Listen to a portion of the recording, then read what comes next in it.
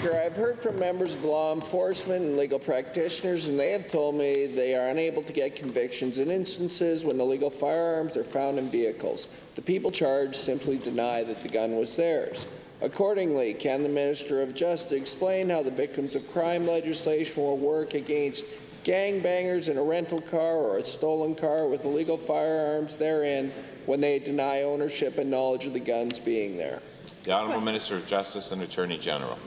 Thank you, Mr. Speaker. This legislation is 2 months old. We've been working with the police on this. We believe that as the police begin to make investigations with respect to these circumstances, that they'll have perfect opportunities under the Criminal Code to charge these people with appropriate violations. The Honourable Member. Well, that's contrary. That's contrary to what my people who are working in those institutions tell me.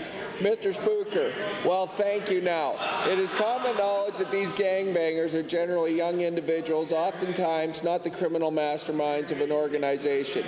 Given that these individuals probably have no assets to take under the victims of crime legislation, what will be their punishment in Alberta? The Honourable Minister. Speaker, I'm not going to speculate or make presumptions about whether or not people that are committing criminal acts may or may not hold property. The intention of this Act is to seize property, to seize instruments of crime, to seize property that is likely to be used as an instrument of crime, and to sell it to compensate victims. And if we spend the next 3 months in this legislature trying to come up with every particular scenario that may or may not work, we might as well all be back in law school again.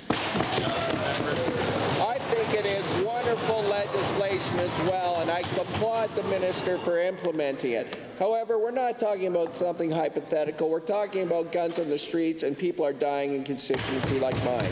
How can we close this apparent loophole that is present in your bill, which again I applaud?